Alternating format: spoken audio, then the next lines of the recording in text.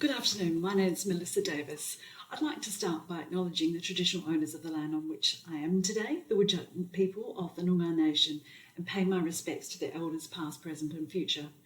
I would also like to acknowledge my co-author Rachel Prowse, who conducted this research under my supervision for her Master of Clinical Psychology. While role plays are a mainstay in the learning and teaching strategies used in postgraduate training programs for supporting the development of a range of professional skills, it's interesting that there's not much published research on the effectiveness of these.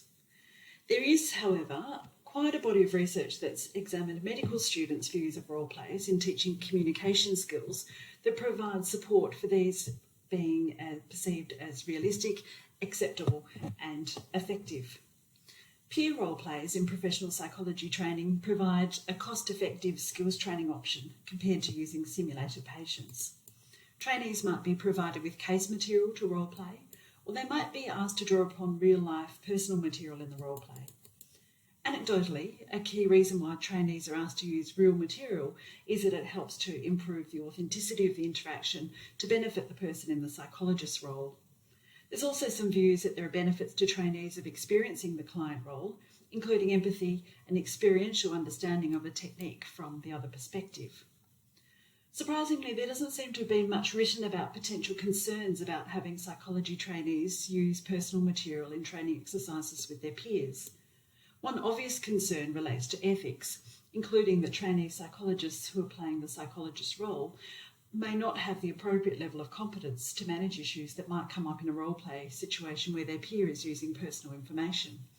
Secondly, of course, is the issue of multiple relationships where students are engaged in practice, albeit simulated, with their peers.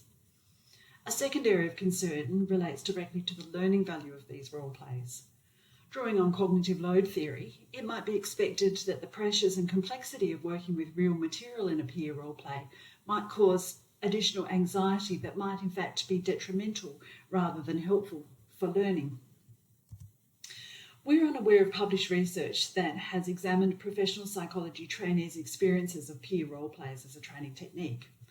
The findings that I'm going to present here are only one part of our study that investigated trainees' experiences of peer role plays, and this particularly focuses on their experiences of using their own personal material in role plays.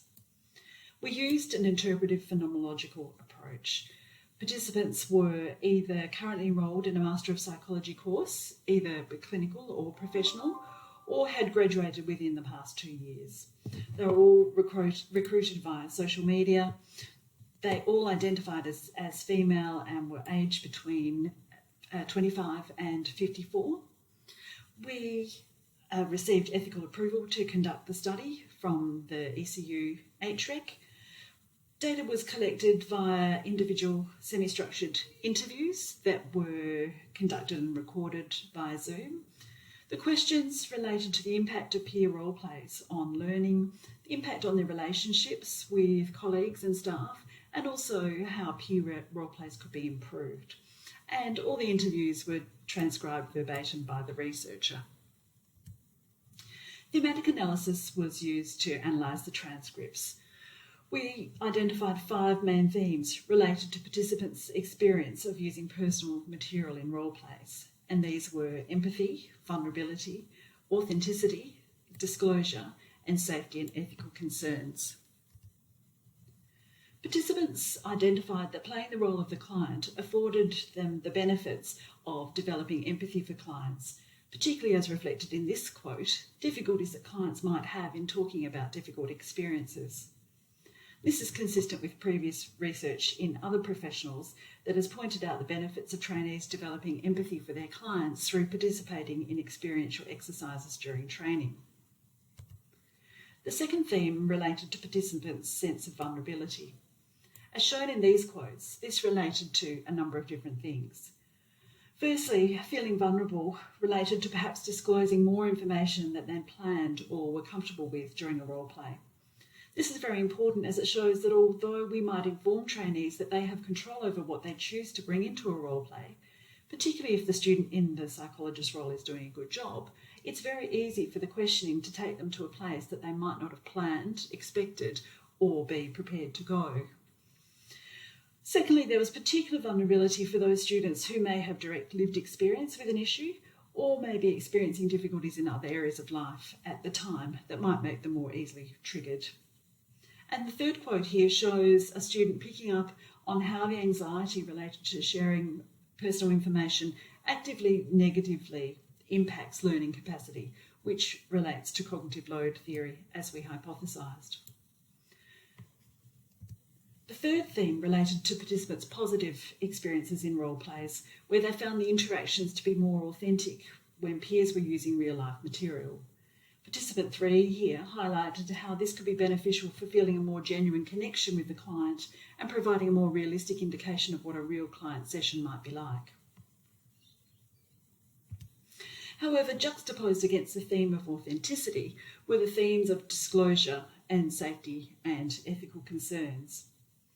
In terms of disclosure, as shown in these quotes, participants highlighted that concerns about confidentiality and perhaps implicitly boundaries in their relationships with peers meant that they were cautious about what they were prepared to disclose during role plays. And a number of participants commented that when peers did share a limited amount of information or shallow problems or repeatedly referred to the same content in different role plays, this made it quite difficult to engage and also meant that some of the exercises were quite repetitive or became meaningless. The final theme related to participants' concerns about safety and ethics, both for themselves and their peers. Some participants highlighted concerns about the trainees in both the client and the psychologist role of being required to deal with personal information in in-class exercises. This related to both short-term and longer-term concerns. This quote from participant 3 highlights concerns about individual safety and well-being after doing these exercises and often not having sufficient time for debriefing or sufficient skill levels for appropriate debriefing. Participant 5 also highlights risk to the individual where personal issues have not been adequately debriefed, as well as highlighting longer-term concerns about future professional interactions with people who know personal information about you that you wouldn't normally disclose during the course of normal professional relationships. In this study, Master of Psychology students identified the benefits of using personal material in role plays in terms of authenticity in some instances, and also allowing development of empathy for clients. However, authenticity varied according to how much peers were willing to disclose, which highlights that trainees' concerns about vulnerability, confidentiality and safety and ethics of sharing sensitive material with peers who will become professional colleagues are very important considerations. Most participants talked about the anxiety associated with doing role plays as part of their training, which is normal and expected when trying out a new skill and being observed. But one participant particularly highlighted the issue of anxiety detracting from their learning experience, as is consistent with cognitive load theory, and this seems to be an important area to investigate further. There are certainly things that can be done to try to mitigate safety and ethical concerns related to peer role plays. This includes making sure that trainees are giving advance notice to be able to consider content that they're willing to speak about in the training context. We can also look at our debriefing processes and allow adequate time for this. We obtain informed consent from our students by referring to the APS Code of Ethics related to disclosure during training activities. But I think it's important for us to reflect on the nature of that consent, particularly when students can't be sure of where they might be taken during the course of a role play. So in conclusion, we know that role plays are a critical strategy used in our teaching of professional skills in master's programs, but it would seem that the evidence base for their use is quite limited. I think it's particularly important, as with any strategy used in professional psychology practice, to understand the risks and to be able to be satisfied that the risks or potential harms balance against the benefits. To do this, we need more information about the actual benefits of peer role plays, and in particular, having trainees bring their own personal material into those peer role plays. It would be helpful for future research to get a broader range of views from a larger sample of students about how peer role plays impact their learning, as well as to consider how we can collect other forms of evidence related to trainees' skill development from their role play experiences. If this is something that you might be interested in collaborating on, please feel free to make contact with me. Thank you.